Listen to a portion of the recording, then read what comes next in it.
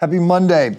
We return to our study of the book of James, which is a letter written by the half-brother of Jesus. And it is, as I have been arguing, a bit rough. It's a little punchy.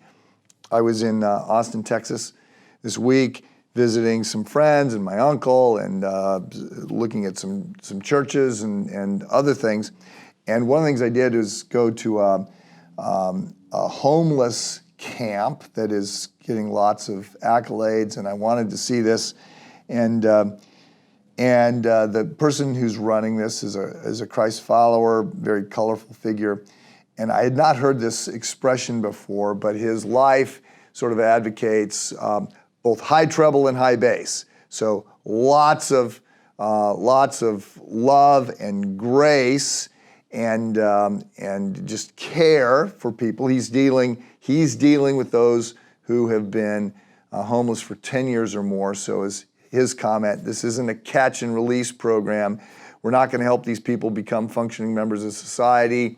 They're going to be living in this community. He's got 250. He lives in this community. He's got 250 people in these little micro homes, and it was quite interesting. But lots of love, lots of affirmation, but lots of discipline and lots of in your face. These are the rules, and you keep them or you get booted. And it was interesting to see that. But it reminded me a little bit of our study of James. So over the last couple of weeks, we've been talking a lot about trials, the headaches and hassles and heartbreaks of life, the challenges that we would often, we would almost always rather avoid, but that can prove so mission critical in our personal development, as James has stated, that these can mature our faith. So in the first few verses, we see that we're going to face these in this fallen world. He doesn't justify it. He doesn't talk much about it. He just notes we're going to encounter trials. And if we looked in other books, we'd see that God is not always the agent, the active cause of these trials, but he's obviously always has to allow them, and that he can always redeem them, to use them to make us better.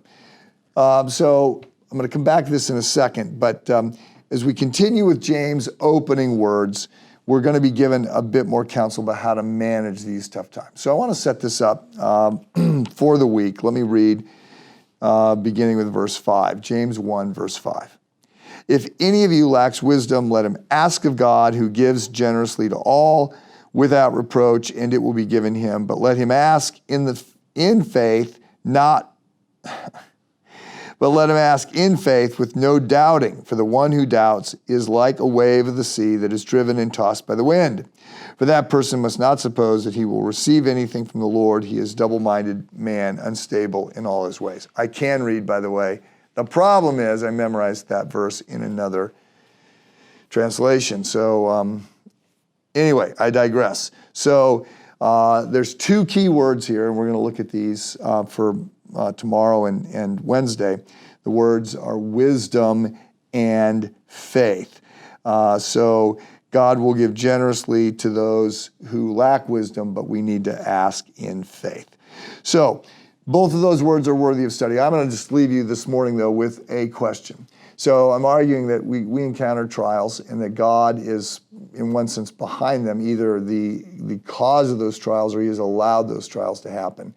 But we should understand we cause a lot of our own trials.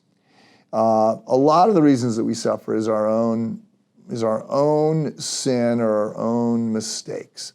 So it's worth pausing today and to ask yourself the question, of the trials, the headaches and hassles and heartbreaks that I'm facing right now, how many of these are truly thunder from a blue sky?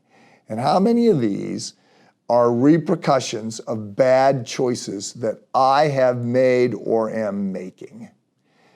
So that's a deep thought on a Monday morning, but I'll leave you with that. See you tomorrow.